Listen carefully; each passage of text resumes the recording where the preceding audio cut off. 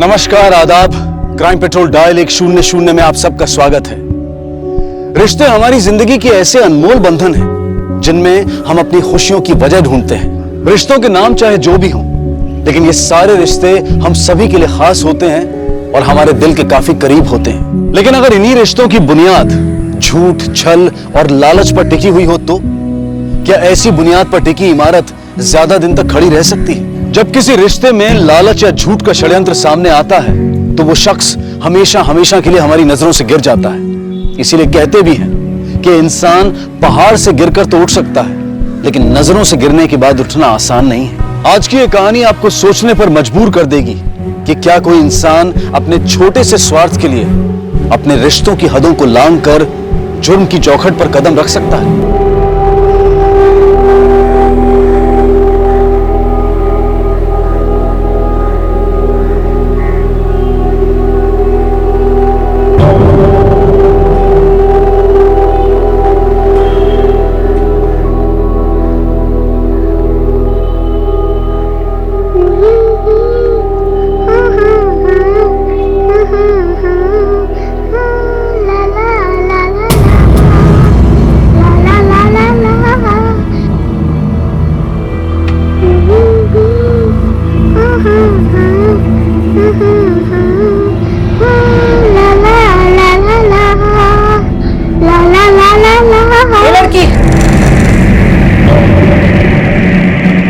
गाना गा रही थी ना?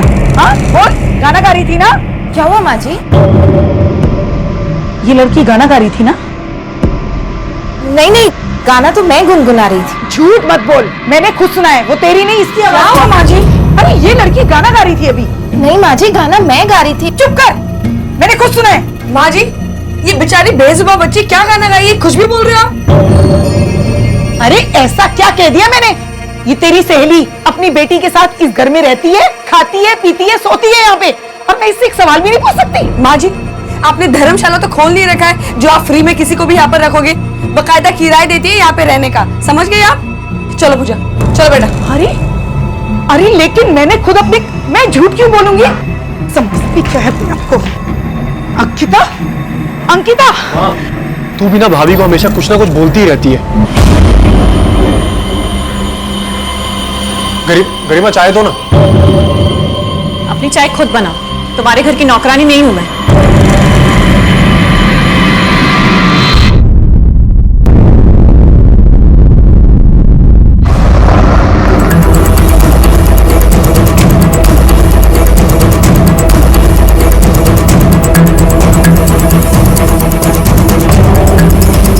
चारों तरफ सर्च करो। चल सर, चेक करो।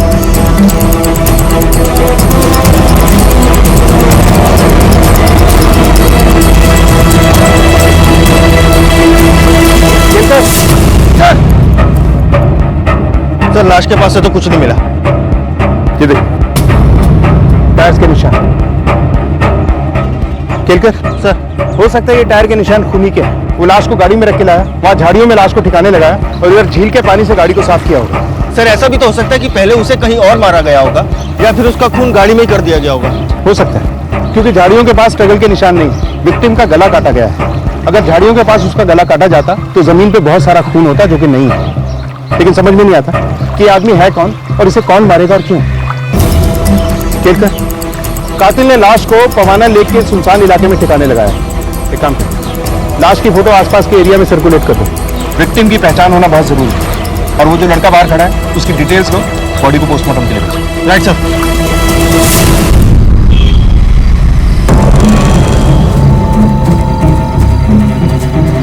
लड़की कहाँ जा रही है? कहाँ से आई? तो भाग यहाँ से।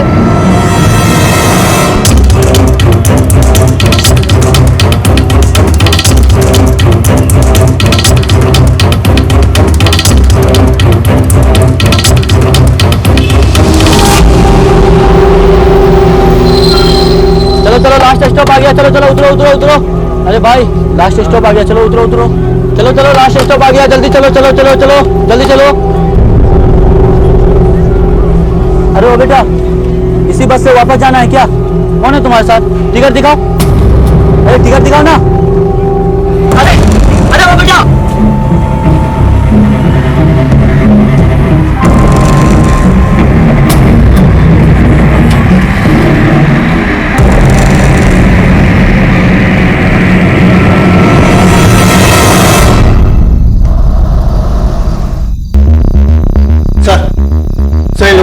है कि इस आदमी को इन दोनों ने देखा था।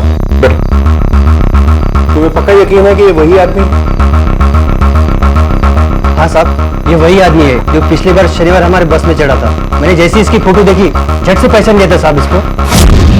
अच्छा, शनिवार यानी 22 तारीख को ये कहाँ से चढ़ा? साहब वो चढ़ा कहाँ से था ये तो मुझे याद नहीं, पर हाँ उतरा कलमबोली बस स्टॉप पे था। वो बहुत अखरू था साहब, इसलिए मुझे याद है।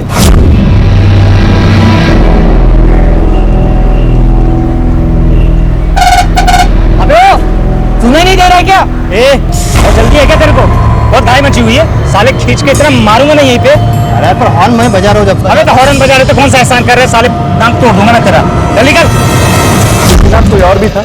नहीं साहब, ये अकेला था। ठीक है, अगर जरूरत पड़ेगी तो दोबारा बुलाएंगे तुम्हें। जाओ। केलकर सर, इस इन्वेस्टिगेशन की शुरुआत हमें वहीं से करनी होगी जहां इस आदमी का सफर खत्म हुआ था। फौरन कलमबोली चलो। Okay sir. महाराष्ट्र के पनवेल इलाके में रहने वाले शर्मा परिवार की कहानी आखिर क्या थी, और जिस शख्स की लाश पवाना लेक के पास झाड़ियों के बीच मिली थी वो कौन था? शुरुआत में ही हमने देखा कि पायल अपनी मां पूजा के साथ अंकिता के घर में रह रही थी, जहां और भी लोग रहते थे। तो आखिर ऐसा उसकी जिंदगी में क्या हुआ था कि उसकी हालत इतनी बुरी हो गई थी कि वो आज दर दर भटक रही थी? और जिस शख्स की लाश झाड़ियों में मिली थी, क्या पायल से उसका कोई कनेक्शन था?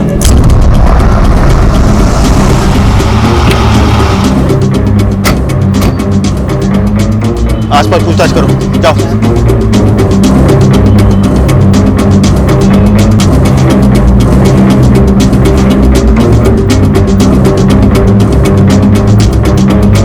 भाई साहब जरा सुनिए, इस आदमी को पहचानते हैं? हाँ सर, ये आदमी हमारे दुकान पर आया था। भाई साहब, ये गुरदास चौक कहाँ पड़ेगा? ये सामने वाला जो चौराहा है ना, वहाँ से बाएं मुड़ जाना, उसके बाद जो चौक आएगा वही गुरदास चौक है। Thank you sir. सर अभी अभी पता चला है कि यह आदमी एक जनरल स्टोर पर गुरदासपुर चौक का एड्रेस पूछ रहा था। गुरदासपुर चौक? चलो।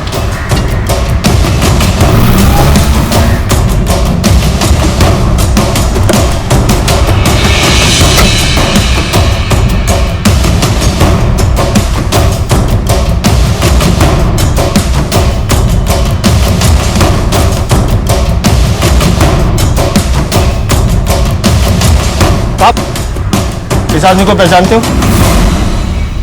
ये आदमी? हाँ साहब, इस आदमी को मैंने यहाँ पे 4-5 दिन पहले देखा था।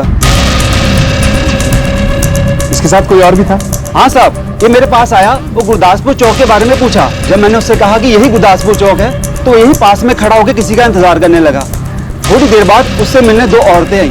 साहब मैं एक को जानता हूँ, वो शकुंतला देवी की बहू अंकिता है, लेकिन दूसरी औरत के बारे में मैं कुछ नहीं जानता। वो आदमी उन दोनों से कुछ बात कर रहा था। दूर से कुछ सुनाई तो दिया नहीं साहब, लेकिन वो 3 उंगलियों का इशारा कर रहा था। ये अंकिता रहती कहाँ है? सर वो आगे गुप्ता चाट वाला है, उसके बाजू वाला घर ही उसका है।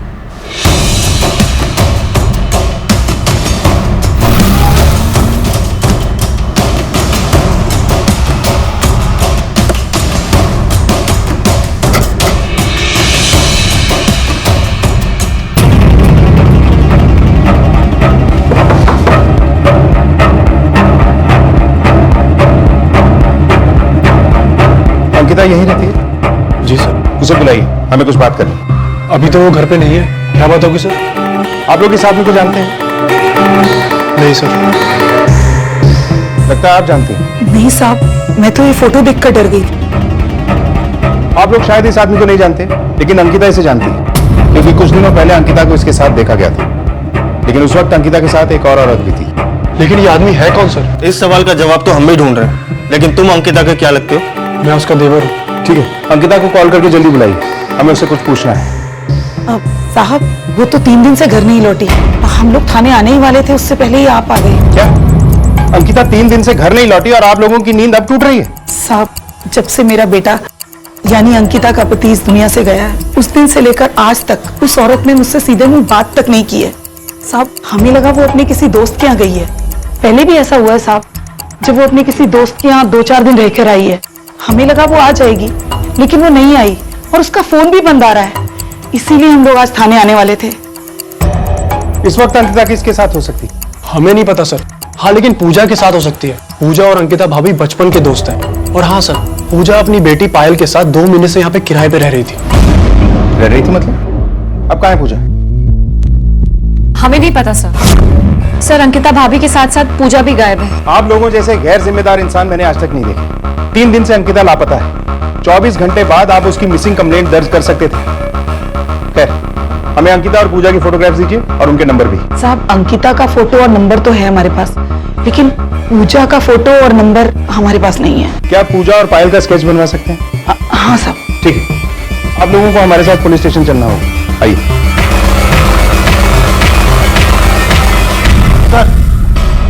सर ये रहा पूजा का स्केच। सर पूजा की बेटी पायल के स्केच पे काम चल रहा है। ठीक है, जैसे ही पायल का स्केच तैयार हो जाए, अंकिता की फोटो के साथ साथ इन दोनों के स्केच को आसपास के सभी पुलिस स्टेशन में सर्कुलेट कर दो। अपने पूरे खबरी नेटवर्क को एक्टिवेट कर दो। हमें किसी भी हाल में अंकिता, पूजा और पायल को ढूंढना ही। इनके घर वालों ने इनकी मिसिंग कंप्लेंट दर्ज की? हाँ सर। सर अंकिता के घर वालों ने उन तीनों की मिसिंग कंप्लेंट लिखवा दी है। और सर अंकिता के कॉल रिकॉर्ड्स और उसके फोन के लास्ट एक्टिव लोकेशन मैंने मंगवा लिए। गुड। ये अंकिता काम कहाँ करती है? सर अंकिता के घर वालों का कहना है कि अंकिता मार्केट रोड पर किसी क्लिनिक में काम किया करती थी। इस क्लिनिक में जाके अंकिता और पूजा के बारे में पता कर। सर क्लिनिक तो तब पहुंचेंगे ना जब क्लिनिक का पता उसके घर वाले बताएंगे। मतलब ये सर कि अंकिता के घर वालों का कहना है कि उन्हें पता ही नहीं है कि अंकिता कौन से क्लिनिक में काम करती थी। ये बात मुझे हजम नहीं हो रही है केलकर। घर का एक सदस्य इतने समय से एक जगह पे काम कर रहा है और घर के बाकी मेंबरों को उसके बारे में पता ही नहीं। ये कैसे मुमकिन है? चलो।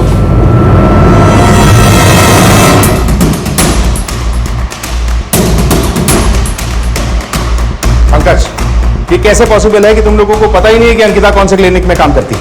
साहब हम उसके मामले में दखलंदाजी नहीं करते थे। वो अपनी मर्जी की मालिक थी और वैसे भी वो हमें सच नहीं बताती, उल्टा हमें ही 4 बात सुना देती। अंकिता के ऐसे रवैये की कोई खास वजह? सर उसे आजाद रहना पसंद था। उसकी पर्सनल लाइफ में कोई इंटरफेयर करे उसे अच्छा नहीं लगता था, या उसे कोई सवाल जवाब करे तो वो चिढ़ जाती थी सर। और सर हमें तो सिर्फ इतना ही पता है कि वो मार्केट रोड से किसी क्लिनिक में जाती थी।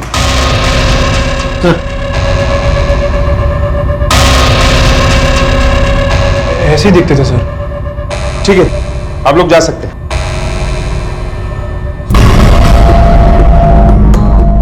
सर मार्केट रोड के हर क्लिनिक में अंकिता का फोटो और पूजा का स्केच दिखा के पूछताछ करो। पता करो कि ये कहाँ काम करती थी और आखिरी बार वहां कब देखा गया। Okay sir. केलकर ये परिवार जितना खड़ा है उतना ही गड़ा है और अपने साथ कई राज गड़ाए बैठा है। इनके पड़ोसियों से पूछताछ करनी होगी। Okay sir.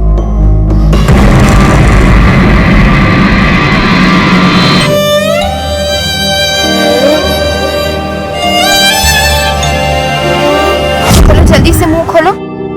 देख नहीं खाएगी ना तो काला बाबा आके डराएगा। चल चल चल मुंह खोल। कट्टी।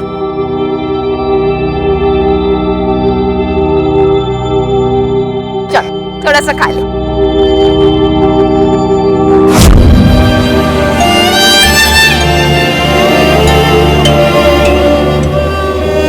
ये लड़की क्या चाहिए? बड़ा पाव चाहिए? पैसे?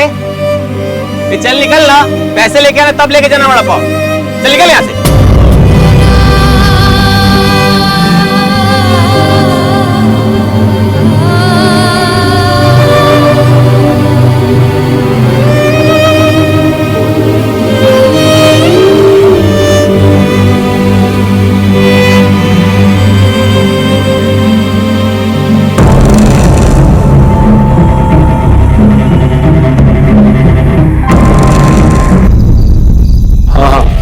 पुलिस का अप डाउन चले, थोड़ा टेंशन वाला माहौल है, समझो तुम।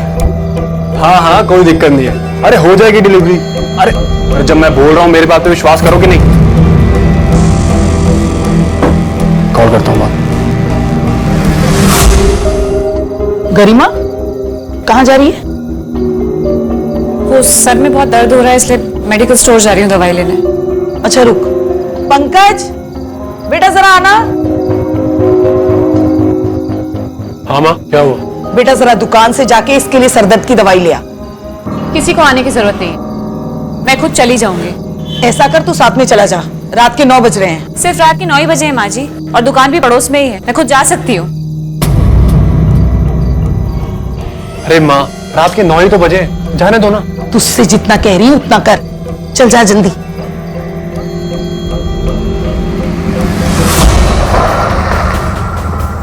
आप अंकिता के परिवार को कब से जानते हो? सर बहुत साल से जानते हैं, बहुत अच्छे लोग हैं, कभी कोई उनकी तकलीफ नहीं हुई हमें। सर परिवार तो अच्छा है, लेकिन अंकिता का अपने साथ से रोज झगड़ा होता था। किस बात पे होता था झगड़ा?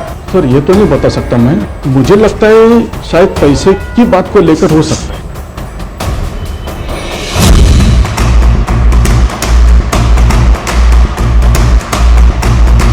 जब तक अंकिता का पति जिंदा था तब तक तो सब कुछ ठीक चल रहा था, पर उसके मरने के बाद उन लोगों की हालत बहुत ज्यादा खराब होने लगी। एक एक दिन उन लोगों को काटना बहुत मुश्किल हो गया था। पंकज की दुकान तो है पर उससे कोई खास कमाई नहीं हो पाती थी।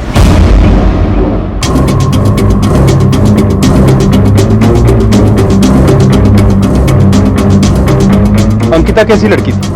अंकिता अच्छी लड़की नहीं थी साहब। मतलब? क्या बताऊं साहब, रोज अपने देवर के साथ बाइक पे जाती थी चिपक चिपक के, वो भी उसका पति ना होने के बाद।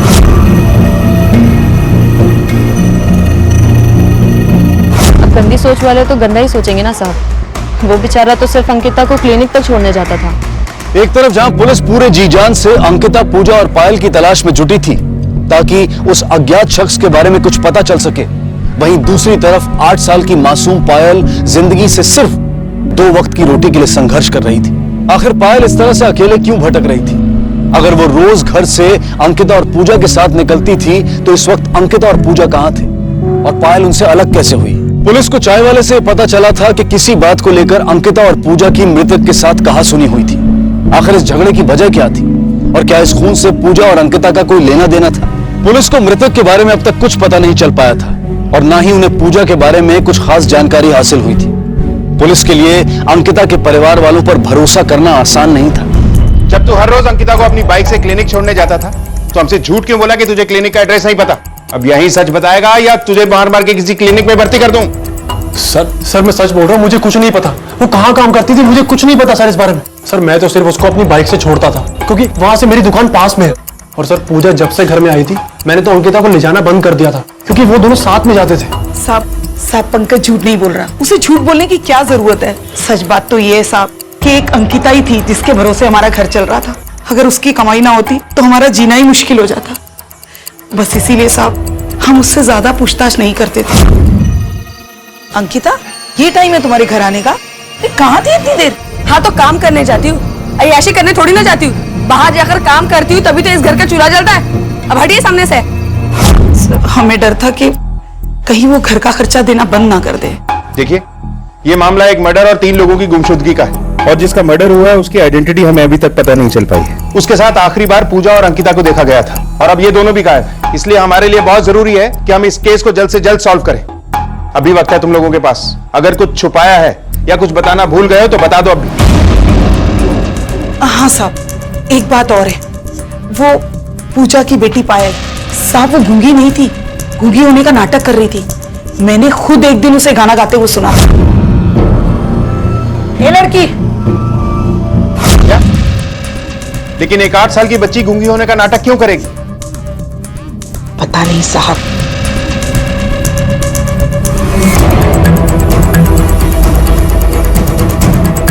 चलकर यहां से तो कुछ हाथ नहीं लगा। एक बार अंकिता के रिश्तेदारों से मिलते हैं, शायद वहां से कुछ पता चले। सर अंकिता के रिश्तेदार के नाम पर उसकी सिर्फ एक बुआ है, उसके अलावा उसकी जिंदगी में उसके आगे पीछे और कोई नहीं है और वो भी पूना रहती है। तो केलकर फौरन पूना चलते हैं और पता करते हैं कि अंकिता की बुआ क्या उस आदमी को जानती है जिसका मर्डर हुआ है। मुझे पूजा की बेटी पायल की चिंता हो रही है, कहीं बड़ों के जाल में ये बच्ची किसी गलत जगह न फंसे। ओके सर, ठीक है, चलो।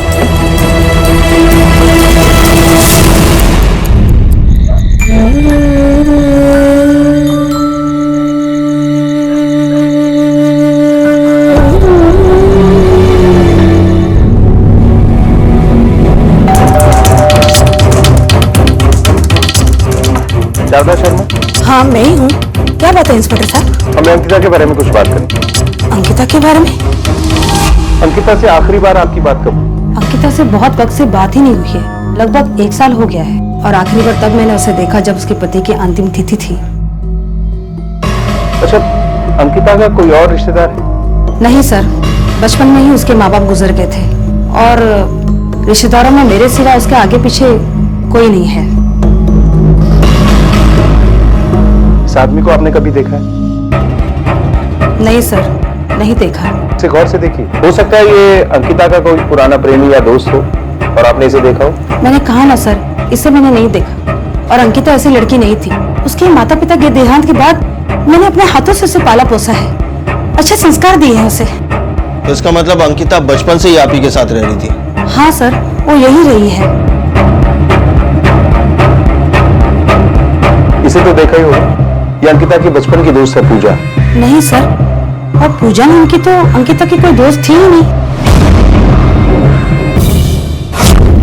सर ये माजरा क्या है? अंकिता के साथ वाकई में कुछ गलत हुआ है या फिर वो कहीं चली गई है? खेलकर शारदा जी के हिसाब से अंकिता की पूजा नाम की ऐसी कोई दोस्त नहीं थी जो बचपन से उसके साथ। और एक बात और, जिस आदमी का मर्डर हुआ है उसका अंकिता और पूजा के साथ क्या कनेक्शन? चाय वाले के हिसाब से भी अंकिता और पूजा की उससे लड़ाई हुई थी। सर क्या कोई झगड़ा इतना बढ़ सकता है कि किसी की हत्या भी कर दी जाए? हेलो, सब इंस्पेक्टर केलकर है? ओके सर, अंकिता के कॉल रिकॉर्ड से कुछ खास नहीं मिला, लेकिन एक सरप्राइजिंग बात सामने आई। उसके कॉल रिकॉर्ड में एक भी ऐसा नंबर नहीं था जो पूजा के नाम से रजिस्टर्ड हो। क्या? ऐसा कैसे मुमकिन है कि अंकिता ने पूजा को एक बार भी कॉल नहीं किया? अंकिता के फोन की लास्ट लोकेशन क्या थी? सर अंकिता के फोन की लास्ट लोकेशन 25 तारीख को शाम 6 बजे मार्केट रोड थी। मार्केट रोड यानी क्लिनिक से घर आते वक्त अंकिता गायब हुई। केलकर, कहीं अंकिता के गायब होने में इसके घर वालों को ही हाथ तो नहीं है? मोहल्ले वालों के हिसाब से भी घर में अंदरूनी झगड़े का एंगल सामने आया है। सर घर वालों के लिए वो सोने का अंडा देने वाली मुर्गी थी। जब घर वालों को पता था कि घर उसी की वजह से चल रहा है तो फिर वो उसे क्यों मारेंगे? पंकज अंकिता को क्लिनिक के पास छोड़ने जाता था और उसने हमसे ये भी कहा कि उसने कभी अंकिता का क्लिनिक नहीं देखा। ये बात मेरे को समझ में नहीं आ रही। केलकर, कहीं इस कहानी में भी सोने का अंडा देने वाली मुर्गी के साथ इन घर वालों ने कुछ कर तो नहीं दिया? सर पड़ोसियों के मुताबिक अंकिता और पंकज के बीच में कुछ चल रहा था। कहीं पंकज की मदद से ही तो अंकिता फरार नहीं हुई। इस पंकज की कुंडली निकलवाओ फौरन। Okay sir. अरे मैंने बोला ना अभी नहीं हो पाएगा, कर दूंगा थोड़ी देर में। अरे अच्छा हाँ करता हूँ थोड़ी देर में, ठीक है। 1 मिनट होल्ड करो, किसी का कॉल आ रहा है। हेलो, बच्ची तेरे पास थी ना? तेरे घर में है ना वो? अरे मेरे पास कोई बच्ची नहीं है।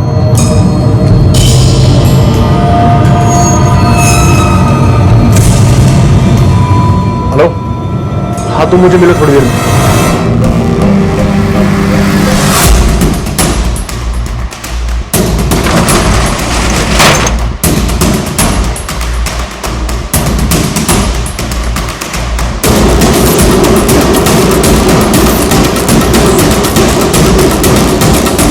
मुझे अपडेट करते रहना।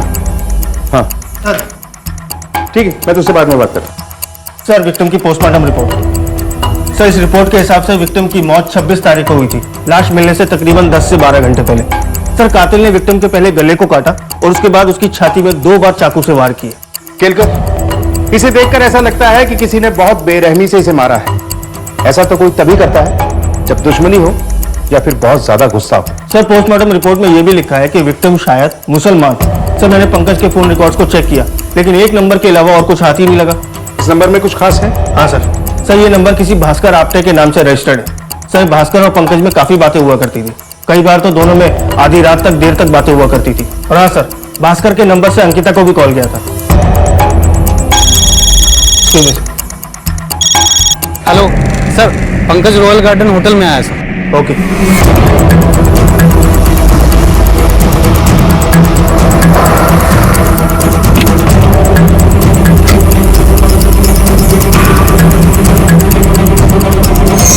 हर वक्त इतनी टेंशन में क्यों रहते हो? मैं हूं ना तुम्हारे साथ। मुझे पता है तुम मेरे साथ हो, मैं देखता हूँ। सर मैंने क्या किया सर? अरे पंकज, चलो बात क्या है, लेकर के कहाँ लेकर के जा रही हैं आप हमें? सर मैं और शीतल एक दूसरे को पसंद करते हैं, हमारा अफेयर है। ये भास्कर आपटे कौन है? जी, भास्कर आपटे मेरे पति का नाम है। वो अब इस दुनिया में नहीं रहे। उनका नंबर अब मैं इस्तेमाल करती हूँ। तो देर रात तक फोन पर बातें तुम दोनों के बीच में हुआ करती थी? जी। अंकिता को कॉल क्यों करती थी? बोलो। सर, अंकिता और पूजा मेरे पार्लर में काम किया करते थे। अंकिता ने मेरे पार्लर में 7 महीने पहले ही ज्वाइन किया था और अभी पिछले महीने ही उसने मुझे पूजा से मिलवाया था। मैडम। हाँ अंकिता। मैडम ये मेरी दोस्त पूजा है और इसे ना काम की बहुत जरूरत है। पूजा, इससे पहले तुमने कौन से पार्लर में काम किया है?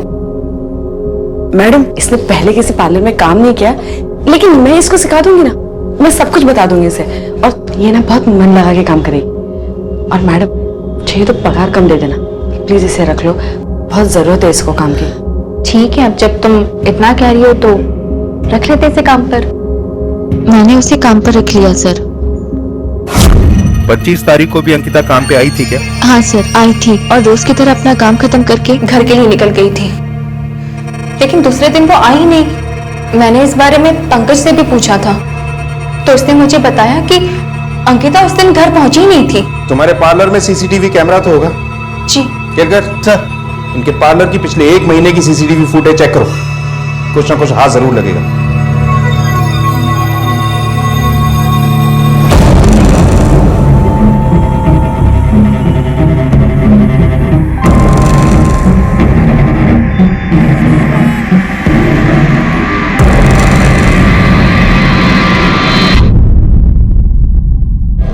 देख पंकज, तुझे ये करना ही पड़ेगा।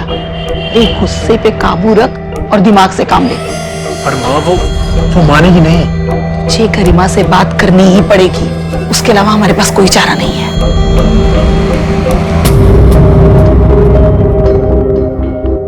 गरिमा, गरिमा, गरिमा सुनो। वापस मुझे छूने की कोशिश भी मत करना, समझे? गरिमा मुझे पता है मुझसे गलती हुई, मुझे माफ कर दो प्लीज। आखिर तुम मेरी बीवी हो और तुम्हारे बिना कुछ नहीं हो सकता। कुछ तो करना ही होगा ना, मैं ये अकेला नहीं कर पाऊंगा। गरिमा प्लीज मेरी हेल्प कर दो प्लीज। ठीक है, लेकिन तुम्हें इसकी कीमत चुकानी होगी।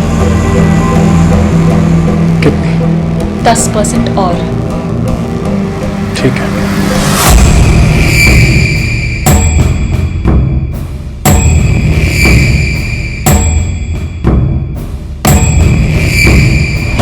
सर एक इंपॉर्टेंट खबर मिली है, अंकिता का फोन ऑन हुआ था, लोकेशन नवी मुंबई। फौरन वहां की लोकल पुलिस से कांटेक्ट करो और वहां जाके अंकिता को ढूंढो। Okay sir.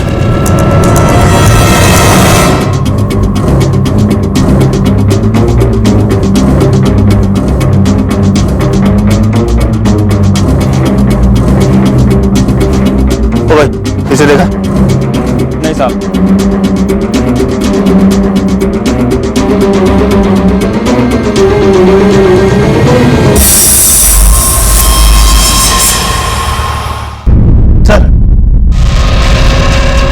Sir Mahadev road पर तो अंकिता को किसी ने नहीं देखा, लेकिन पार्लर के सीसीटीवी फुटेज में कुछ हाथ लगा। ये देखिए सर।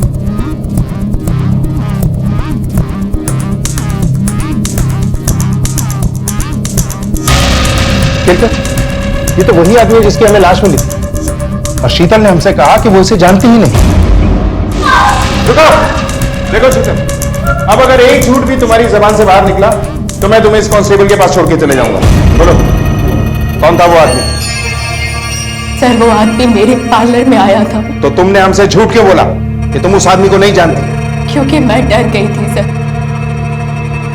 क्योंकि जिस शख्स के बारे में आप पूछताछ कर रहे थे वो मर चुका था, और मैं इन सब बचड़ों में पड़ना नहीं चाहती थी, इसलिए आपसे झूठ बोली। या पंकज ने कहा था तुमसे झूठ बोलने के लिए? नहीं, पंकज ने मना नहीं किया था, उल्टा मैंने उसे कहा था कि वो मेरे पार्लर का नाम ना ले, आप लोगों के सामने मेरे पार्लर की बदनामी हो जाती। सर यकीन मानिए, मैंने कुछ नहीं किया है। वो आदमी कौन था और क्यों आया था तुम्हारे पार्लर? सर अंकित और पूजा के गायब होने के 2 दिन पहले। जिन्नत है? कौन जिन्नत? अरे जिन्नत। जिन्नत? यहाँ पर कोई जिन्नत नहीं है। जी, कौन चाहिए आपको? अरे मसाज के लिए ऑयल देना। अरे अरे अंदर कहाँ जा रहे हो? पूजा, पैसे चाहिए मुझे।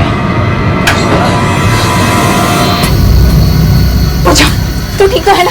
उसने तेरे साथ कुछ किया तो नहीं? हाँ नहीं मैडम, मुझे ये आदमी था कौन, और ये जीनत कौन है? जीनत मेरी चचेरी बहन का नाम है, और ये उसका आदमी था। ये जीनत कौन है? सर, पूजा का ही असली नाम जीनत है और उसकी बेटी का नाम ज़ेबा। तुम्हें ये सब कैसे पता? सर, एक दिन पायल कैंची से खेल रही थी और उस वक्त पार्लर की सभी लड़कियां खाना खाने के लिए बाहर गई थी।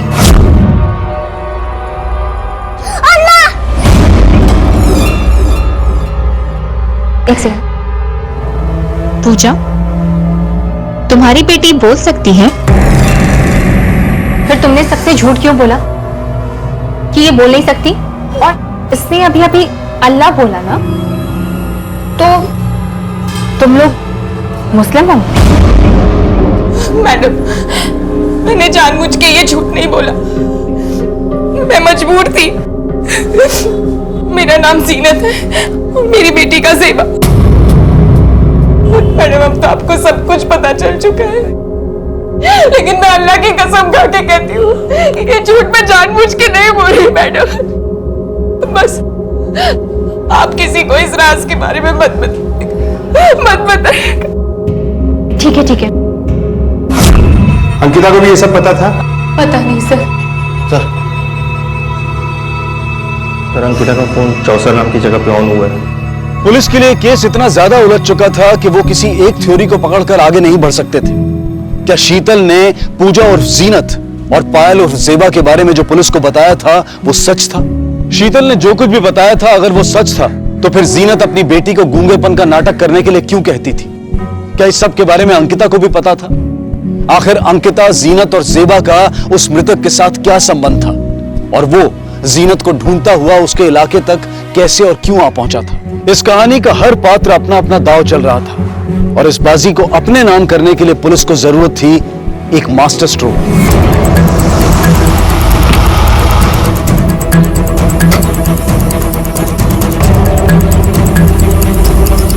एक काम करो, आसपास पूछताछ करो, देखो कुछ पता चलता है।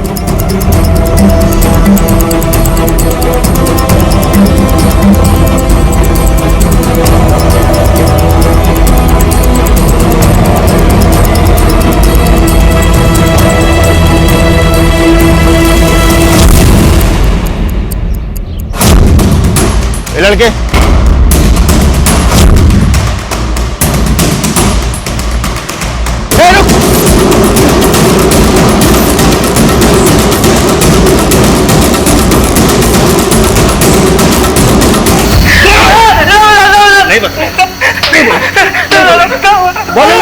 बोलेगा। चलो, पंकज जी ने बोला था कि मुर्गे में एक औरत आएगी, उससे सिम कार्ड लेकर उसे कभी कभी चालू करके बंद करना है। सर, बस मुझे इतना ही करने को कहा था, मुझे और कुछ नहीं पता था।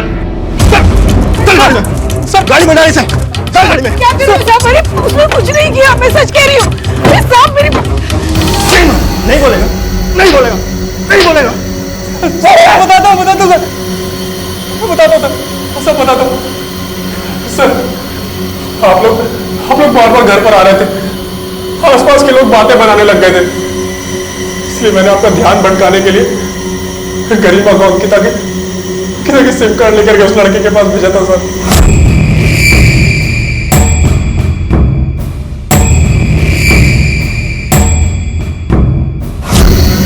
मैंने गरिमा को इसलिए भेजा था सर क्योंकि मुझे पता चल गया था कि लोगों की नजर मुझ पे है। अंकिता का सिम कार्ड तेरे पास कहां से आया? सर, अंकिता के गायब होने के अगले ही दिन शीतल को उसका फोन पार्लर में मिला और उसने वो फोन मुझे ला करके दिया, जिसका फायदा मैंने उठाया आप लोगों को इस केस से भटकाने के लिए। सर, शकुंतला ही।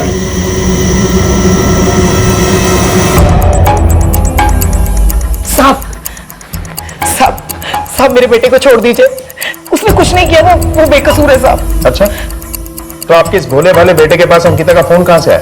साहब, वो फोन तो शीतल ने उसे दिया था।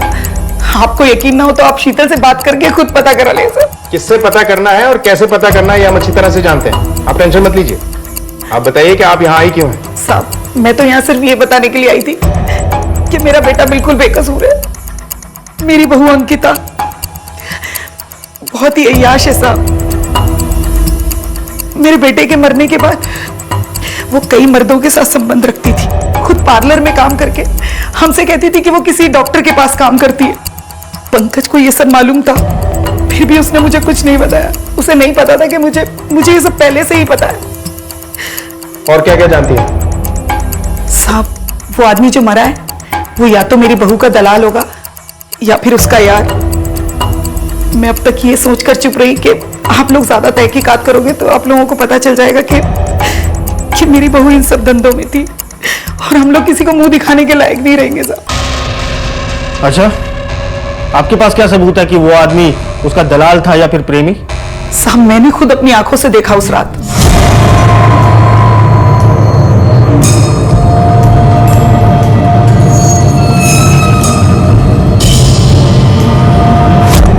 अब आप ही बताइए साहब, एक पराया मर्द किसी औरत को रात के 11 बजे अपनी बाइक पे बिठा कर लाता है और उसे इतने सारे रुपए देता है, तो इसका क्या मतलब हुआ?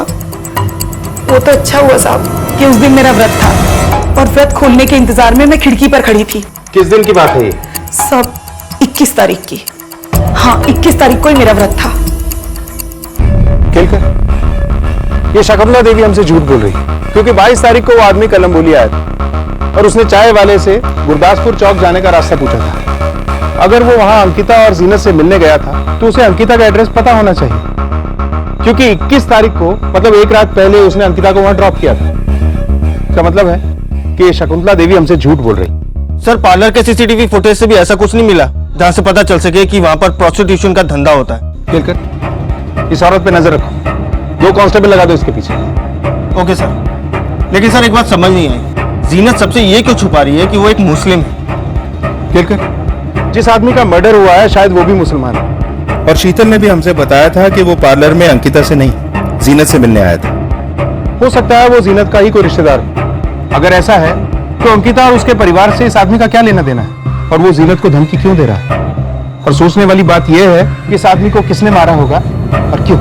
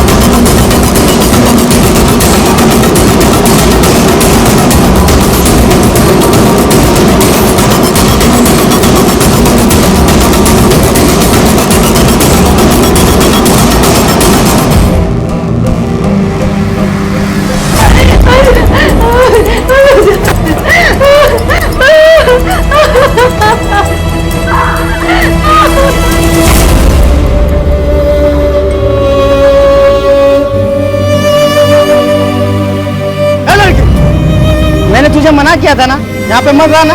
क्यों आए यहाँ पे? भाई यहाँ से। ओ भैया, क्या कर रहे हो ये? बच्चे के साथ कोई ऐसे पेश आता है? Sorry sir. जाओ। बेटा क्या हुआ? अंदर चलो।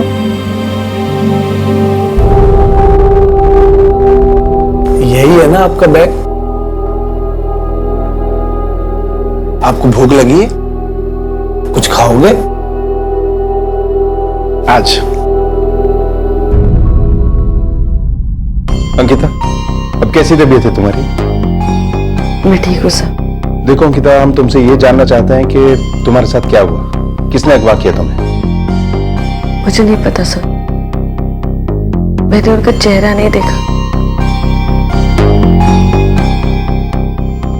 अंकिता, अब तुम्हें अपने ससुराल वालों से डरने की कोई जरूरत नहीं। तुम हमारी प्रोटेक्शन में हो, तुम्हारा कोई कुछ नहीं बिगाड़ सकता।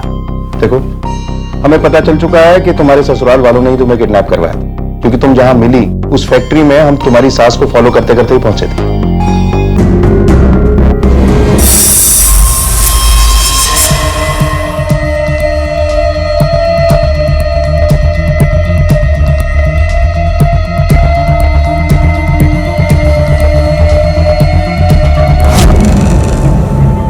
बेटा ये आपकी नोटबुक में क्या लिखा है? किसी का नंबर है क्या?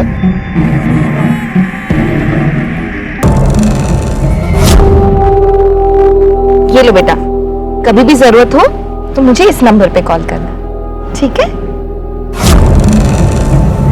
बेटा आपको इस नंबर पे बात करनी है क्या?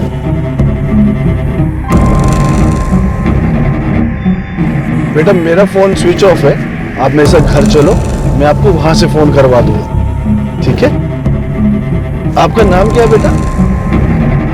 जीबा।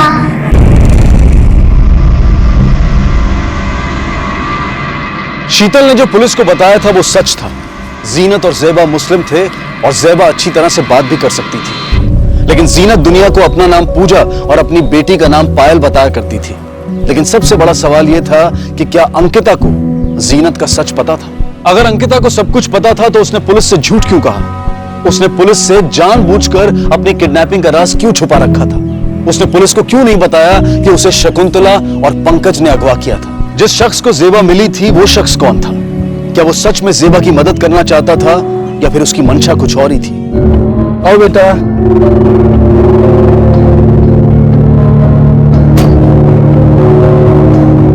चलो बेटा घबराओ नहीं, आ जाओ।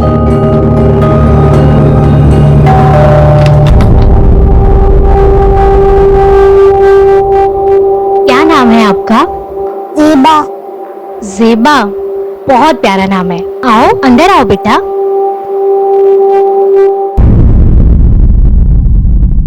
अंकिता, अब तुम्हें अपने ससुराल वालों से डरने की कोई जरूरत नहीं। तुम हमारी प्रोटेक्शन में हो, तुम्हारा कोई कुछ नहीं बिगाड़ सकता। देखो, हमें पता चल चुका है कि तुम्हारे ससुराल वालों ने ही तुम्हें किडनैप करवाया, क्योंकि तुम जहां हमें मिली उस बिल्डिंग में भी हम तुम्हारी सास को फॉलो करते करते ही पहुंचे थे।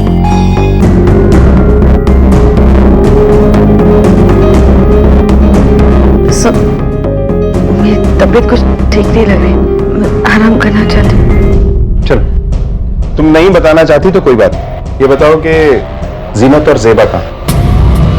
जीनत और ज़ेबा? जीनत और पूजा और ज़ेबा और पायल, तुम्हें इनके असली नाम नहीं पता? नहीं सर, उनका नाम पूजा और पायल ही है। आपको गलतफहमी हो गई है। अच्छा ये बताओ कि क्या ये पायल बोल सकती थी? नहीं सर। ठीक है, चलते हैं।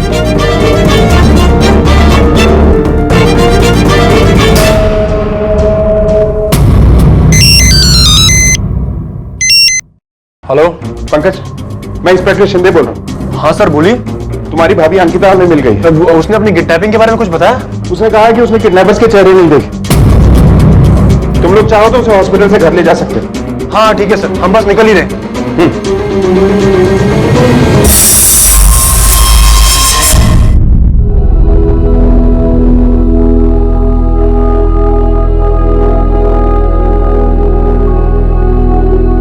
ये लो बेटा, आपके लिए दूध का ग्लास। लो, नहीं पियोगी?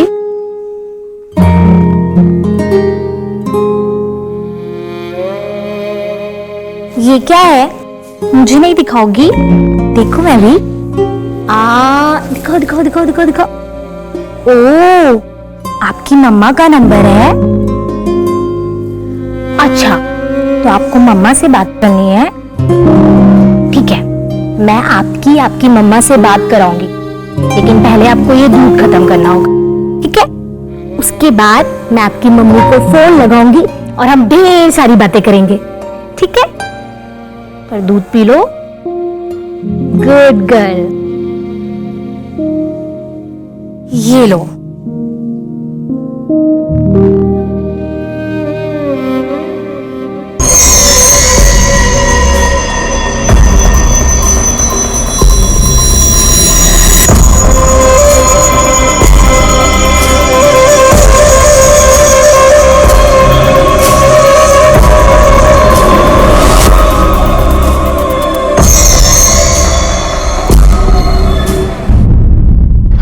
जानना चाहते हैं कि तुम और पूजा कहाँ मिली।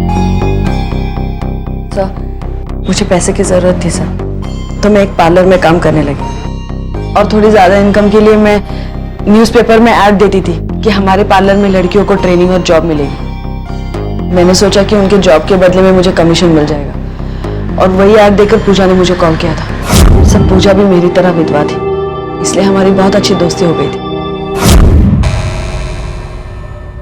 इस आदमी को जानती हो? ये तो अराफात है। इस आदमी का नाम अराफात है? कौन है ये आदमी? कैसे जानती हो तुम इसे? सर पूजा ने मुझे बताया था कि अराफात उसकी चचेरी बहन का पति है। कुछ साल पहले पूजा के पति की मौत हो गई थी, उसके बाद उसे पैसों की बहुत तंगी हो गई थी, इसलिए मजबूरन उसने अराफात से पैसे उधार लिए थे। लेकिन अराफात के मन में चोर था, वो हद से ज्यादा ब्याज लेने लगा पूजा से, और जब पूजा पैसे नहीं दे पाई तो अराफात उसे डराने और धमकाने लगा। और इस सब से तंग होकर पूजा कोयना नगर से यहाँ चली आई। यहाँ आने के बाद पूजा ने अपनी नई जिंदगी शुरू की थी, लेकिन पता नहीं कैसे अराफात को पता चल गया कि वो यहाँ पर है और वो उसे फिर से तंग करने लगा।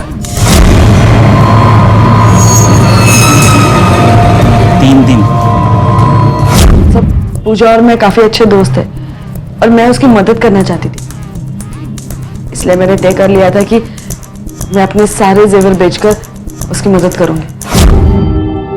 अरे वाह, कितना सुंदर हार है। मैंने आज तक कभी ऐसा हार नहीं देखा। है ना, मेरी बुआ ने मेरी शादी में दिया था। अराफात को किसने मारा? मुझे नहीं पता सर, आप प्लीज पूजा और पायल को ढूंढिए ना, पता नहीं वो कहाँ और किस हाल में होंगे।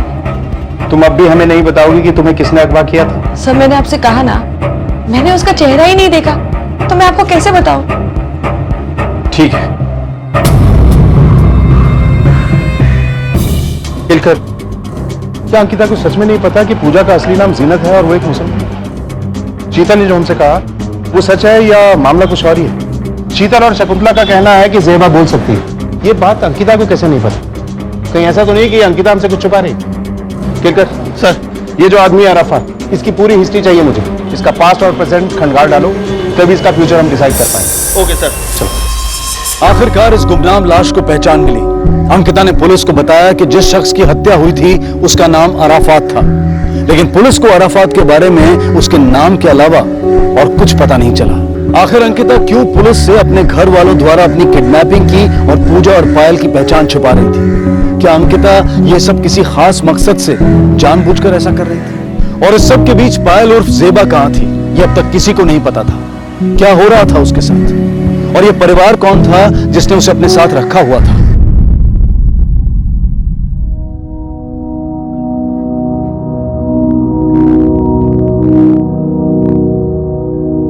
Good morning.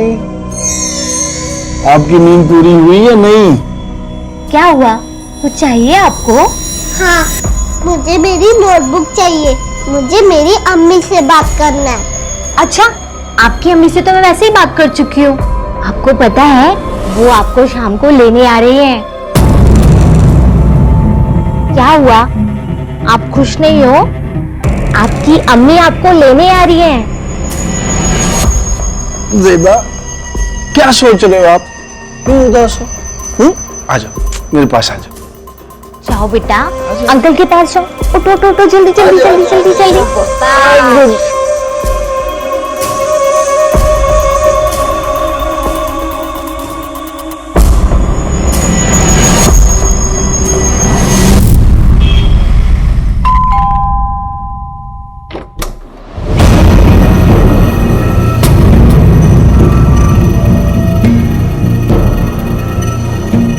Ankita,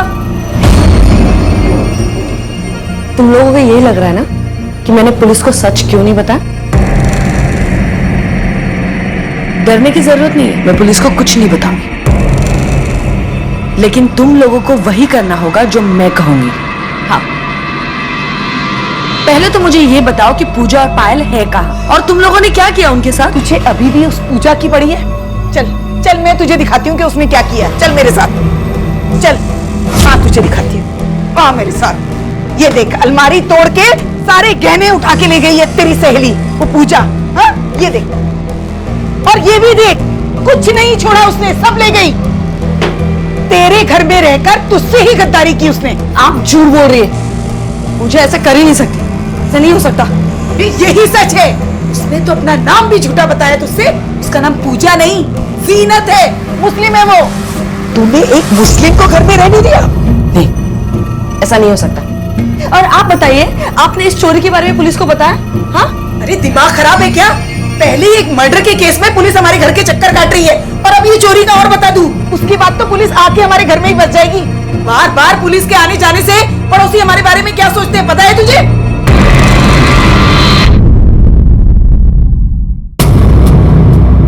sir, Arafat Khan एक हिस्ट्री सीटर है सर। उस पर लूटपाट, चोरी, किडनैपिंग और हाफ मर्डर के कई केसेस दर्ज हैं।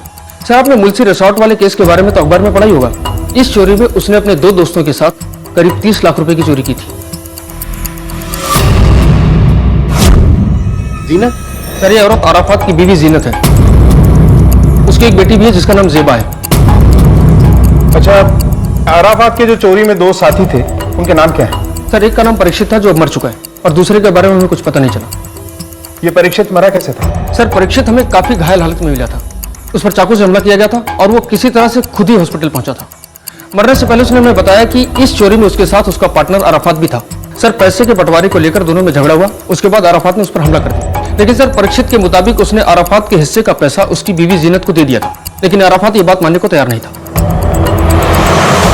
सर, एक बात तो क्लियर है, पूजा का असली नाम जीनत, और वो अराफात की भाभी नहीं बल्कि बीवी है। और अराफात से बचने के लिए ही उसने अपना नाम पूजा रखा था, ताकि अराफात उसे ढूंढ ना पाए। क्या ये मुमकिन है कि परीक्षित ने अराफात के हिस्से का 10 लाख रुपए जीनत को दिया और जीनत ये रुपए हजम करके जेबा को अपने साथ लेकर यहाँ भाग गई, और वो चाय वाले ने अंकिता और जीनत के साथ उस दिन अराफात को देखा तो अराफात जीनत से अपने पैसे वापस देने की बात कर रहा हो। लेकिन आखिर कोयना से यहाँ आकर जीनत ने 10 लाख रुपए का क्या किया होगा? सर, जीनत अंकिता के घर रह रही, हो सकता है कि उसने अंकिता के घर में ही पैसे छुपाए हो सकता है। केलकर, इस अंकिता के घर का सर्च वारंट निकलवाओ। Okay sir.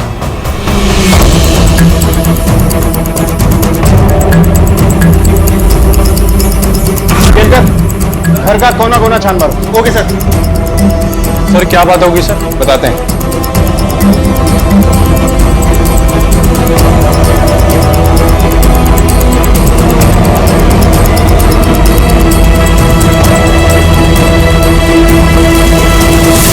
आखिरकार पुलिस को जीनत और अराफात के बारे में सब कुछ पता चल चुका था। अगर वाकई में जीनत अराफात के पैसों के साथ कोयना नगर से भागी थी, तो उसने वो पैसे अपने पास ही रखे होंगे। कहीं ऐसा तो नहीं था कि उन 10 लाख रुपयों के बारे में सिर्फ अंकिता को ही पता था और इस सब के पीछे उसी का दिमाग था? या फिर जीनत खुद ही अराफात की हत्या कर वो 10 लाख रुपए और जेवर लेकर चंपत हो गई थी? पुलिस ने पंकज के घर की तलाशी ली, जहां से उनके हाथ कुछ नहीं लगा। सर, अंकिता के घर तो कुछ नहीं मिला। कहीं ऐसा तो नहीं कि हमारी ट्रेन गलत ट्रैक पर जा रही हो? केलकर, ऐसा भी तो हो सकता है कि हमारा ट्रैक सही है, लेकिन हमने स्टेशन गलत चुन लिया। हो सकता है इन लोगों को जीनत के पैसों के बारे में पता चल गया। 10 लाख का अमाउंट बहुत बड़ा होता है। इतने पैसों के लिए तो कोई भी जीनत और उसकी बच्ची का रास्ता साफ कर सकता है। केलकर सर, तो जीनत की नाव लालच के भंवर में तो नहीं फंस गई? चलो।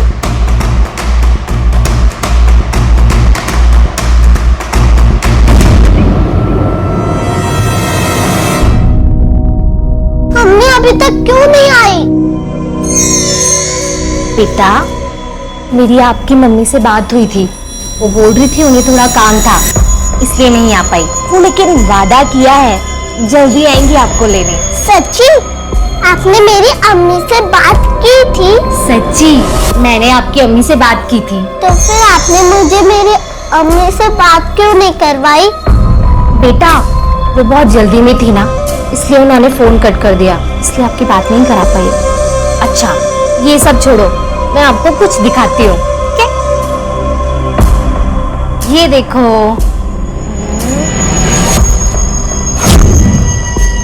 मेरी अम्मी मुझे लिपस्टिक लगाने नहीं देती थी। ठीक है, तो मैं तुम्हें लिपस्टिक लगाऊंगी, ठीक है? ये देखो, चलो आ करो। नहीं नहीं, मुझे मेरी अम्मी डांटेगी। मैं प्रॉमिस करती हूँ, मैं आपकी अम्मी को कुछ नहीं बताऊंगी। लिपस्टिक लगा लो।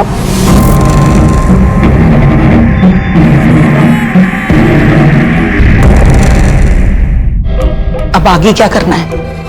अंकिता तो कुछ सुनने को तैयार ही नहीं हो रही है। उसने तो बस पूजा और पायल की रट लगाई। हम उसका कुछ नहीं कर सकते, और हमने कुछ करना चाहा तो हम ही फंस जाएंगे। इससे अच्छा उसे जो करना है वो करने देते हैं। थोड़े टाइम बाद खुद ब खुद शांत हो जाएगी। उससे ज्यादा तो मुझे गरिमा की चिंता है। दिन पर दिन उसकी मांगें बढ़ती जा रही हैं।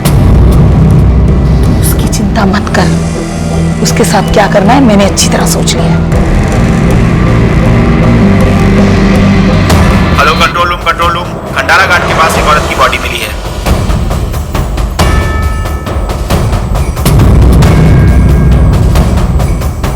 ये तो वही औरत है जिसका स्केच लोनावाला सिटी पुलिस ने जारी किया था। जी सर। उनको इन्फॉर्म करो।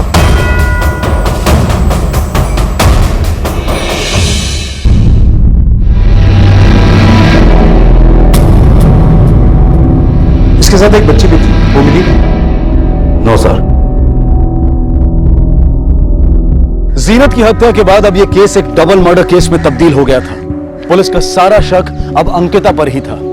आखिर जीनत की हत्या क्यों हुई होगी? क्या अंकिता ने ही उन 10 लाख रुपयों के लिए जीनत की हत्या कर दी थी क्योंकि उसे हमेशा पैसों की जरूरत रहती थी? क्या इस हत्या में अंकिता के परिवार वाले भी शामिल थे?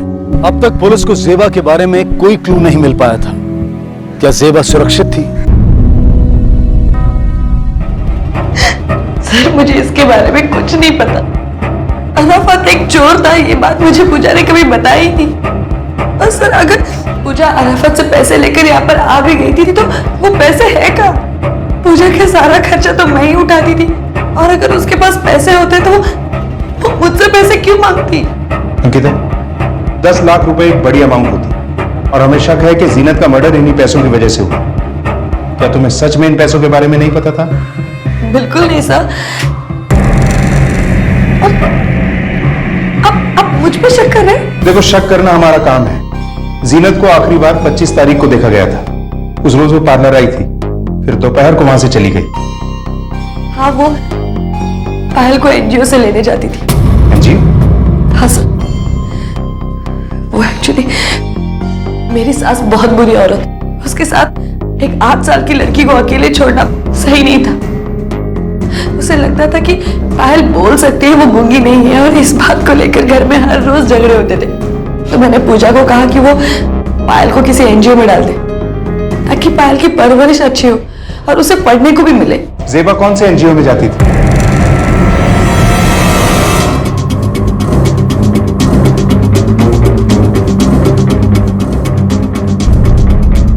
जी हाँ, ये तो पायल है, हमारी ही एनजीओ में पढ़ती है। इसकी माँ आई थी, बहुत जरूरतमंद लग रही थी तो हमने इसे एडमिशन दे दिया। मैडम मैं बहुत परेशान हूँ, आप मेरी मदद कीजिए प्लीज। बच्ची को अकेले पाल रही हूँ, इसके पिता अब इस दुनिया में नहीं, इसे प्लीज एडमिशन दे दीजिए मैडम। क्यों नहीं, ऐसे भी हमारा एनजीओ ऐसे ही बच्चों की सहायता करता है। आप यहाँ पढ़ सकती हो। हाँ सर, लंच के वक्त अक्सर पूजा आकर पायल को ले जाया करती थी, और उस दिन भी दोनों साथ में ही खाना खाने के लिए बाहर गए थे। क्या आपको पता है कि वो लोग खाना खाने कहाँ गए थे? जी, पायल ने मुझे बताया था कि पूजा उसे पास ही के एक पार्क में उसे खाना खिलाने ले जाया करती थी। पायल ने बताया? हाँ सर, इसका मतलब शकुंतला देवी सही कह रही थी कि पायल बोल सकती है। अच्छा, पूजा ने क्या अपना कोई नंबर दिया था आपको? सर, हमारे एनजीओ में सभी स्टूडेंट्स और गार्जियंस के डिटेल्स होते हैं, मैं आपको चेक करके बताती हूँ। ये लीजिए सर नंबर। सर, ये तो अंकिता का नंबर है। सर, 2-3 दिनों से हम ट्राई भी कर रहे हैं, पर ये नंबर लगातार स्विच ऑफ आ रहा है।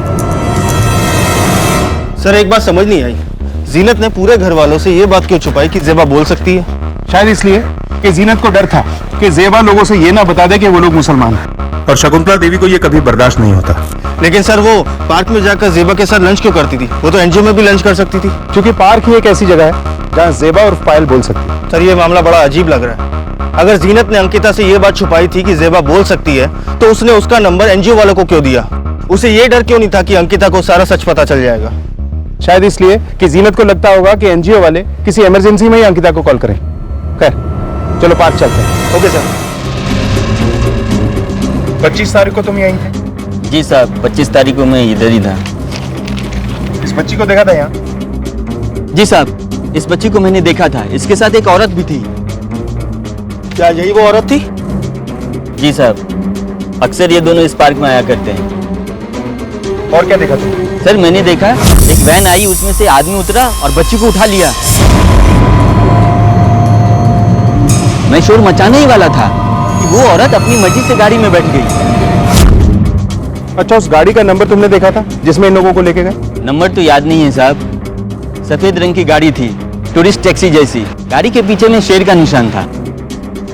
अच्छा, गाड़ी में कुल कितने लोग थे? पक्का तो बता नहीं सकता साहब, गाड़ी मुझसे दूर खड़ी थी, 2 लोग लग रहे थे साहब। ठीक है, तुम जा सकते। जी सर।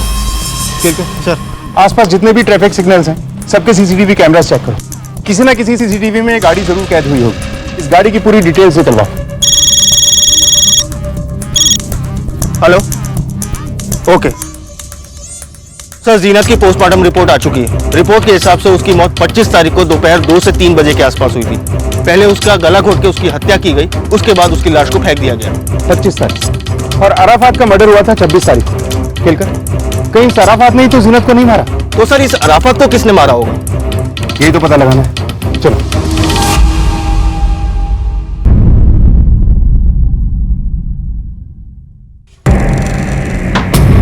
करीमा, सच सच बता कि तुमने पूजा को क्यों मारा और कहाँ छुपा के रखा पायल को? तुम्हें जो भी पता है ना, सब सच सच बता हुआ ना। मैं पुलिस के पास जाके तुम लोगों की सारी पोल खोल दूंगी, समझी? अरे भाभी, मुझे नहीं पता कि पूजा को किसने मारा और पायल को किसने किडनैप किया। झूठ मत बोलो गरिमा। मैं सच कह रही हूँ भाभी, मुझे नहीं पता पूजा को किसने मारा। मुझे बस इतना पता है कि माँ जी ने पूजा के बारे में झूठ कहा था आपसे। पूजा ने जेवर चुराए ही नहीं। क्या?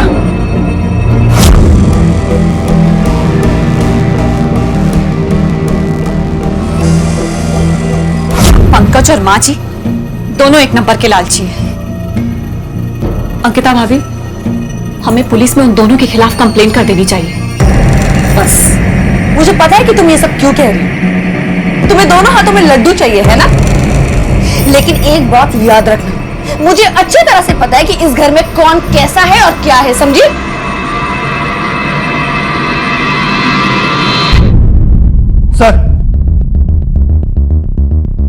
सर ये देखिए, उस पार्क के अगले वाले सिग्नल का सीसीटीवी फुटेज। सर इस वैन के पीछे एक शेर का फोटो लगा है। ये शेर का फोटो बिल्कुल वैसा ही है जैसा हमें वॉचमैन ने बताया था। सर ये वैन 25 तारीख की दोपहर को उस पार्क के बाहर भी खड़ी थी। केलकर, ये वैन किसी और सीसीटीवी फुटेज में दिखी? सर मैंने बाकी के सीसीटीवी फुटेज भी चेक किए। ये वैन ज्यादातर रात को निकला करती थी और लोनावला से आने वाले रास्ते पर दिखी थी। फौरन इस वैन को ढूंढ निकालो। Okay sir. पंकज, सच सच बता, मेरे गहने कहाँ है? सच बता रही है, मैं पुलिस को बुलाऊं? अरे भाभी, ये सब क्या बोल रही हो तुम? मुझे क्या पता तुम्हारे गहने कहाँ हैं?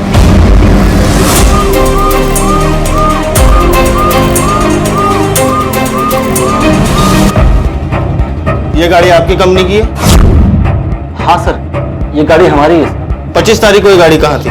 25 तारीख को ये गाड़ी होटल ब्लू बर्ड के पास थी। जो हमारे क्लाइंट हैं, उनका एक स्टाफ मेंबर अशोक, जो सुबह में गाड़ी लेकर जाता है और दिन भर गाड़ी अपने पास रखता है। शाम को ये गाड़ी मेरा ड्राइवर वापस लाता है सर। क्या 25 तारीख को ये गाड़ी वापस आई थी? नहीं सर, 25 तारीख को गाड़ी हमारे पास नहीं पहुंची, बल्कि होटल ब्लू बर्ड में ठहरी थी। 26 को हमारे पास आई। इस आदमी को पहचानते? नहीं सर, इस आदमी को मैंने पहले कभी नहीं देखा। अच्छा, ये ब्लू बर्ड होटल कहाँ है? बस सर यहाँ से 2 किलोमीटर की दूरी पर है। ठीक, थैंक यू। हेलो शीतल, मैं गरिमा बोल रही हूँ। हाँ बोलो गरिमा। देखो शीतल, मैं तुमसे कोई झगड़ा वगड़ा करने के लिए फोन नहीं किया है। मुझे पता है तुम्हारे और पंकज के बीच में क्या चल रहा है। मैं बस तुमसे इतना ही कहना चाहती हूँ, जिस तरह से उसने मुझे धोखा दिया है, एक दिन किसी और लड़की के लिए तुम्हें भी धोखा देगा। वो कोई शादी वादी नहीं करेगा तुम्हारे साथ। और हाँ, मैंने तुझे इसलिए फोन किया क्योंकि मुझे वो जेवर चाहिए। जेवर? कौन से जेवर? हाँ, जो पंकज ने चुरा के तुम्हें दिए थे। सुनो, मेरे पास तुम्हारे कोई जेवर वेवर नहीं है, समझी ना? तो तू ऐसे नहीं बताएगी? ठीक है, फिर मुझे पुलिस को बताना पड़ेगा। पुलिस ही निकालेगी तुमसे गहने। अरे नहीं नहीं, पुलिस को बुलाने की क्या जरूरत है? मैं बताती हूँ ना कहाँ पर है तुम्हारे गहने। इस पूरे परिवार का इस डबल मर्डर केस से क्या संबंध था? क्या इस सब के पीछे की मास्टरमाइंड अंकिता ही थी, जो जानबूझकर पूरे मामले पर मिट्टी डालना चाहती थी? आखिर वो 10 लाख रुपए कहां थे? क्या ये सारी साजिश पंकज, उसकी मां और गरिमा की हो सकती थी? और शायद इस साजिश की भनक अंकिता को बाद में लगी और वो पैसों के लालच में उनसे जा मिली। आखिर गरिमा की आंखों में बगावत की चिंगारी क्यों दिखाई दे रही थी? इस परिवार का राज अब भी पुलिस के सामने खुलना बाकी था।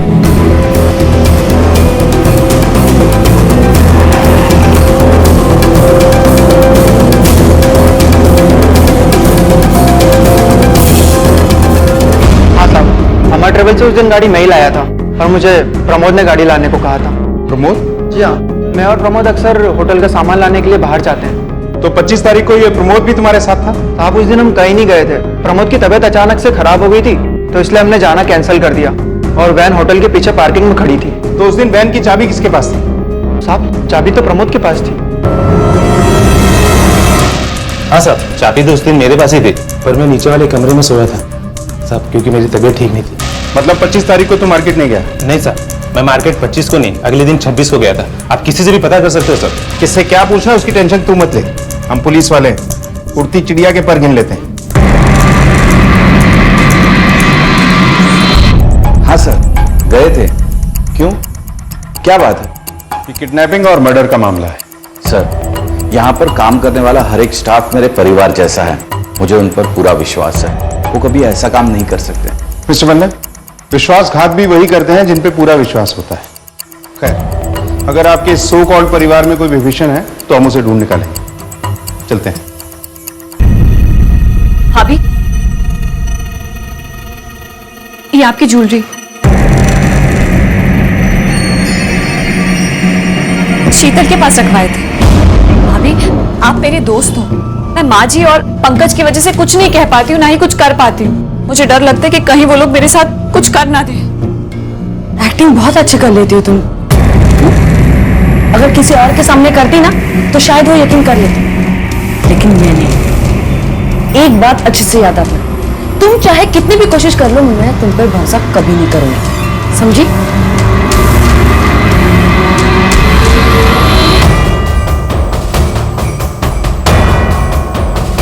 ए सुनो। हाँ साहब। ये ब्लूबर्ड होटल में सामान तुम्हारे यहाँ से जाता है? हाँ साहब। कौन लेने आता है? साहब अशोक और प्रमोद आते थे। 26 तारीख को भी वो लोग आए थे? हाँ साहब। तो रसीद तो दी होगी? दी है साहब। उस रसीद की एक कॉपी चाहिए हमें। Okay sir. हाँ बाबा, बोलो ना, मिलेंगे आज। पंकज, गरिमा कहाँ है? मुझे नहीं पता, अभी तो अपने कमरे में थी। अरे मैं सब जगह देख चुकी, वो कहीं नहीं है। सर, मैंने मार्केट के सभी वेंडर से बात की, उन सबका यही कहना है कि अशोक और प्रमोद 26 तारीख को सामान लेने वहां आए थे। उनके पास जो रसीद है वो भी ओरिजिनल है। सर, इसका मतलब तो साफ है कि प्रमोद और अशोक 25 को नहीं 26 को वैन लेके गए थे। लेकिन केलकर, इसका यह मतलब तो नहीं कि 25 तारीख को ये वैन होटल से बाहर निकली ही नहीं? सीसीटीवी चेक किया?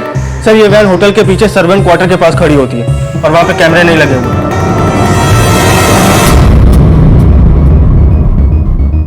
सर, मुझे आपको कुछ बताना है। जी बताइए। मुझे पता है सर, अंकिता को किसने किडनैप किया था। माफ कर दीजिए सर, हमसे गलती हो गई। हमने किसी को नहीं मारा सर, हमने तो सिर्फ अंकिता को किडनैप किया था, उससे अपनी प्रॉपर्टी बचाने के लिए। हमने किसी को नहीं मारा सर। अगर हमें किसी को मारना होता तो अंकिता को मार के रास्ते से हटा देते। बेशक तुम लोग उसे भी मार डालते, अगर वक्त रहते हम अंकिता को ढूंढ निकालने में कामयाब नहीं होते। पढ़ो, जीनत को क्यों मारा?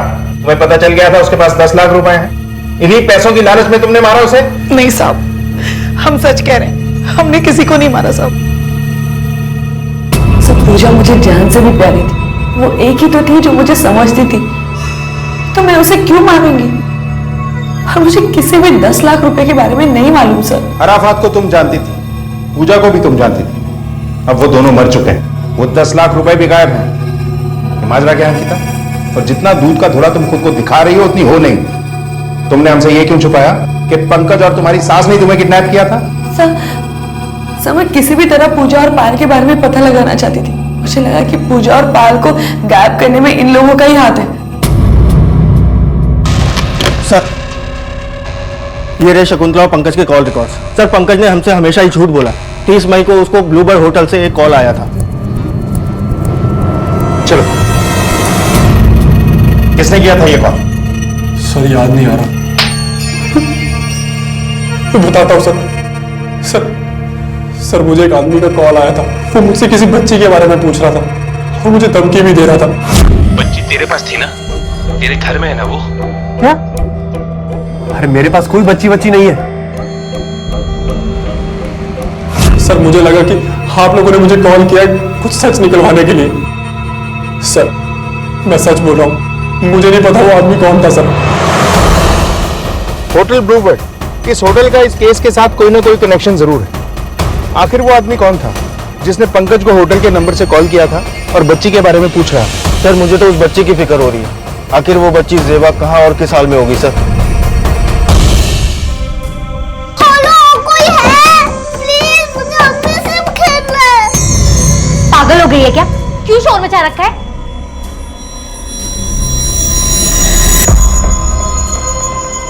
सॉरी बेटा, इस टाइम तो आपको सो जाना चाहिए ना।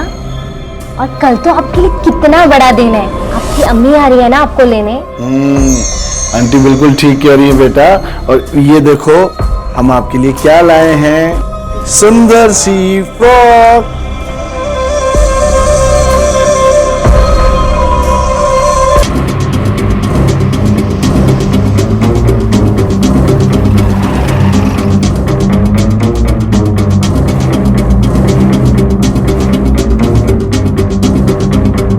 ये नंबर इसी होटल का है?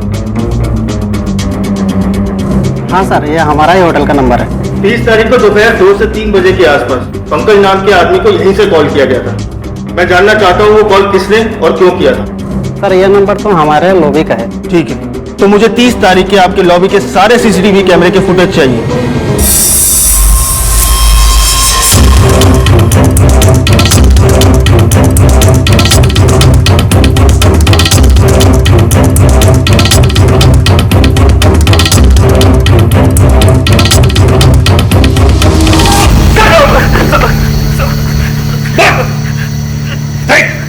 हमें पता चल चुका है कि होटल से कॉल तू ही करता था। जीनत और जेबा को तूने किडनैप किया। गलती हो गई साहब, गलती हो गई साहब। तू तो कमरे में सो रहा था, होटल से बाहर कैसे निकला? मैंने चद्दर के नीचे तकिया रख दिया था और चुपचाप वहां से निकल गया था साहब। और कौन था तेरे साथ? खेल कर ऐसे नहीं बोले। अराफत था मेरे साथ साहब। उसी ने मुझे उसके साथ चलने के लिए कहा था साहब। अराफत को कैसे जानता है? हॉल से रिजॉर्ट वाले लूट वाले केस में मैं अराफत का तीसरा पार्टनर था साहब। लेकिन अराफत जीनत के पीछे क्यों पड़ा था? क्या ये कहानी उन 10 लाख रुपयों से शुरू हुई थी? क्या वो 10 लाख रुपए वाकई जीनत के पास थे? साहब, परीक्षित ने मरने के पहले मुझे सारे पैसे दे दिए थे। मैंने अराफात से झूठ कहा कि परीक्षित ने पैसे जीनत को दे दिए। तो जब अराफात घर आया तो उसने देखा कि जीनत और जेबा दोनों ने, उससे मेरी बातों पे यकीन आ गया। उसे लगा कि सच में जीनत ने सारे पैसे लेके भाग गई है सब। जेबा तो बच्ची थी, उसे तुम लोग बड़े आराम से उठा सकते थे, लेकिन जीनत? सब जेबा को गाड़ी में बिठाने के बाद मेरे पास तुम्हारे पैसे नहीं है। ज्यादा ड्रामा मत कर, समझी ना? परीक्षित ने तुम्हें पैसे दिए हैं, मुझे वो पैसे चाहिए। परीक्षित ने मुझे कोई पैसे नहीं दिए। ज्यादा शांति मत कर, समझी ना? अगर अराफात का प्लान जेबा को किडनैप करके जीनत से पैसे निकलवाने का था तो उसने जीनत को क्यों मारा? क्या जीनत ने उसे पैसे दे दिए थे? तब अराफात ने पैसों के लिए दूसरा रास्ता ढूंढ लिया था। वो अपनी बेटी को बेचने वाला था पैसों के लिए। फिर आगे क्या हुआ? तूने अराफात को क्यों मारा? तुझे उसके भी पैसे चाहिए थे इसलिए? साहब अराफत को मैं क्यों मारूंगा साहब? उसे किसने मारा साहब मुझे नहीं पता। हम उस लड़की को लेके होटल पहुंचे और मैंने पीछे के रास्ते से उन दोनों को होटल के कमरे में छुपा दिया था साहब, बस।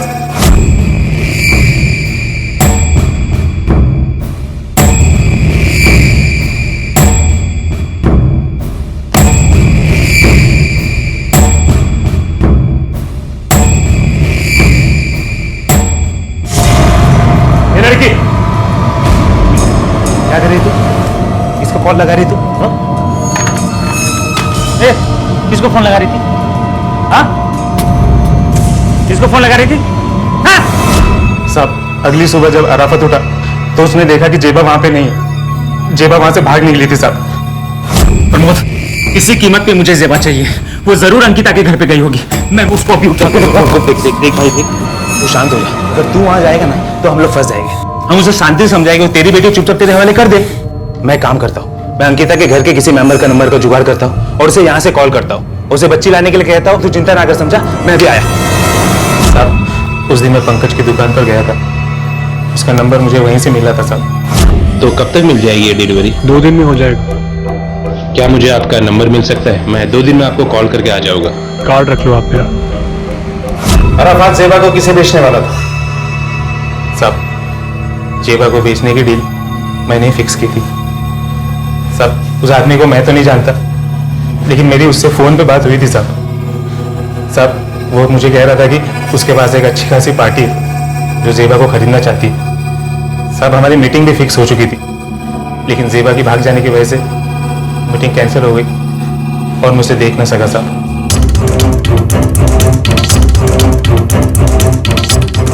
केलकर, फौरन होटल के सारे कॉल्स की लिस्ट चेक करो और पता करो कि ये कॉल कहां से आया था। Okay sir. सर लड़की बिल्कुल रेडी है, डिलीवरी अभी हो सकती है। सर आप एक बार लड़की तो देखिए, आपका दिल खुश हो जाएगा। किससे बात कर रहे हो?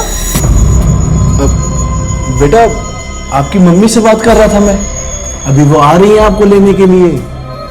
आप एक काम करो, आप जल्दी से जाओ, फ्रेश हो जाओ, ठीक है? इतनी रात को?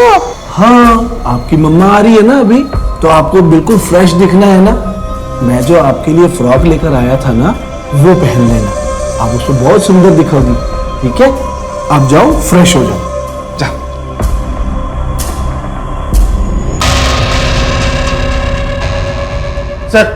सर ये रही होटल ब्लूबर्ड की कॉल डिटेल्स। सर होटल के नंबर पर लोनावला से कॉल आता था और किसी प्राइवेट बंगलो का नंबर है।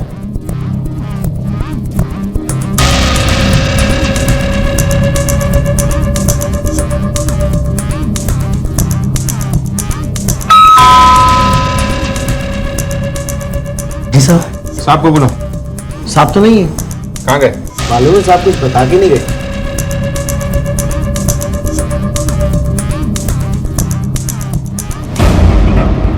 समझ गया होगा ना क्या बोलना है तुझे? ले अपना फोन ले और फोन लगा उसे।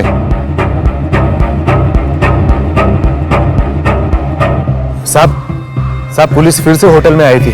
वो लोग अशोक को ढूंढ रहे, मैं फौरन आपसे मिलना चाहता हूँ। क्या मैं आपके घर पे आऊँ अभी? केलकर। सर।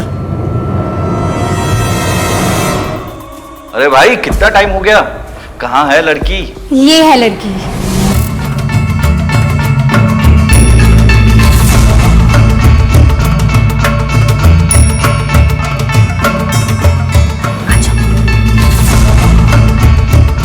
आओ बेटा।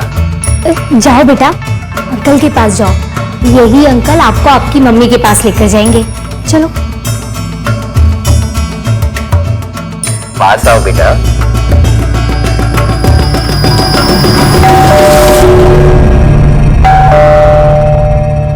शायद प्रमोद होगा। तुम एक काम करो, लड़की को लेकर अंदर जाओ, प्रमोद को पता नहीं चलना चाहिए लड़की हमारे साथ है। ठीक है, मैं इसे अंदर लेके जाती हूँ। चल बेटा।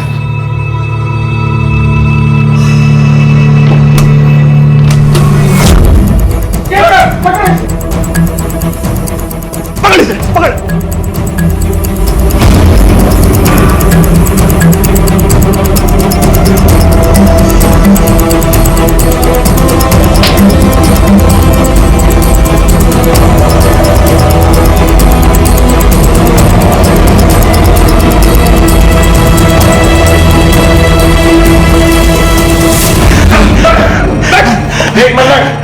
सीधे सीधे अपना मुंह खोल दे, वरना अगर हमने करवाया ना तो बहुत भारी पड़ेगा तुझे।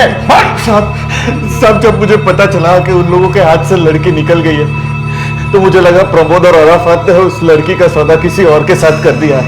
तो प्रमोद से छुपते छुपाते मैं अराफात के रूम में गया। प्रमोद ये नहीं जानता था कि वो लड़की का सौदा जिस आदमी के साथ कर रहा है, वो आदमी मैं ही हूँ। कौन हो तुम और ये अंदर कैसे आए? सवाल जरूरी नहीं है, जरूरी है मेरा सवाल। लड़की कहाँ है? तुझे कैसे पता कि लड़की गायब है? लड़की कहाँ है? मुझे मेरी बच्ची चाहिए। कहाँ गायब किया साले? बोल। गायब तूने किया है, झूठ मत बोल। साले होटल की आर्मी जो धंधा चलाता है ना, सब पुलिस को पता होगा। सब साले डंडा मार गए पुलिस। सब भंडा फोड़ूंगा तेरा। अराफात के कमरे में मैं सिर्फ ये देखने गया था कि उसकी बच्ची वहां उसके साथ है या नहीं, और वो मुझ पे ही इल्जाम डालने लगा कि मैंने उसकी बच्ची को गायब किया है। मुझे धमकाने लगा कि वो आप लोगों को बता देगा कि मेरी होटल में चाइल्ड प्रोस्टिट्यूशन का धंधा चल रहा है। फिर जैसे तैसे मैंने उसे शांत किया और उसे वादा भी किया कि उसकी बच्ची से मिलाने ले चलता हूं।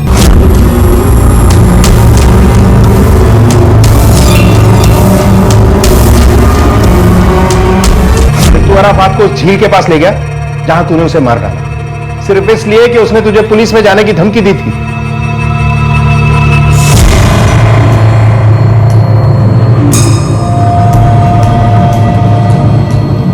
देखो तुम जो कोई भी है, मुझे कोई फर्क नहीं पड़ता है, समझा? मुझे मेरी जेबा चाहिए। देखो जेबा मेरे पास नहीं है। मेरे पास नहीं है मतलब? मेरे पास नहीं है मतलब? साले पुलिस कंप्लेन करूंगा तेरी, नंगा करूंगा तो साले जेल जाएगा ना तब पता चलेगा। और जो होटल में जो प्रोस्टिट्यूशन का धंधा चलाता है ना साले, वो भी पता चलेगा। रुक।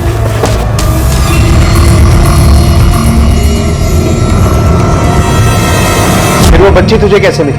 इत्तेफाक से प्रीतम वहां से गुजर रहा था और वो लड़की अपनी स्कूल बैग लेने होटल की तरफ लौटी। जो शख्स जेबा की सौदेबाजी कर रहा था, उस शख्स की पहचान पुलिस ने प्रीतम के रूप में की। पुलिस ने उस शख्स और उसकी पत्नी को गैर कानूनी तरीके से जेबा को बेचने और रखने के जुर्म में गिरफ्तार किया, और साथ ही प्रमोद को भी बच्ची की किडनैपिंग और जीनत के कत्ल में शामिल होने के लिए दोषी पाया गया। मलंग जैसे लोगों को अच्छे और बुरे से कोई फर्क नहीं पड़ता। उन्हें सबसे पहले सिर्फ अपना मतलब और पैसा दिखाई देता है, और यह पैसा चाहे कितना भी क्यों ना हो उन्हें कम ही लगता है। अराफात ने कभी कोई रिश्ते को ना तो बनाया और ना ही उसे निभाया। उसका जमीर इतना गिर चुका था कि वो पैसों के लालच में अपनी ही बेटी को बेचने निकल पड़ा था। अंकिता के बारे में चाहे दुनिया की कोई भी राय क्यों ना हो, लेकिन एक बात तो सच है कि उसने जेबा और जीनत का उस मुश्किल घड़ी में साथ दिया जब उसे पता था कि जीनत ने उससे झूठ बोला था। जेबा अब एनजीओ की मदद से अंकिता के साथ ही रहती है, और उसने कहीं ना कहीं अंकिता में ही जीनत को ढूंढ लिया है। याद रखें, हमेशा उन्हीं लोगों से रिश्ते बनाएं जिनके लिए आपके मन में सच्चा प्यार हो, विश्वास हो, क्योंकि ऐसे रिश्ते अपने साथ वो सौगात लेकर आते हैं जिनकी कीमत दुनिया की किसी भी कीमती चीज से नहीं चुकाई जा सकती। इसी विचार के साथ अब मैं अनूप सोनी आपसे विदा लेता हूं। फिर मुलाकात होगी अगले एपिसोड में एक और चौंका देने वाले केस के साथ। तब तक अपना और अपने परिवार का ख्याल रखें और देखते रहें क्राइम पेट्रोल डायल 100। सबक एक को सीख हम सबको। जय। इस तरह के और भी एपिसोड देखने के लिए हमारे चैनल को सब्सक्राइब करें और बेल आइकन दबाना ना भूलें।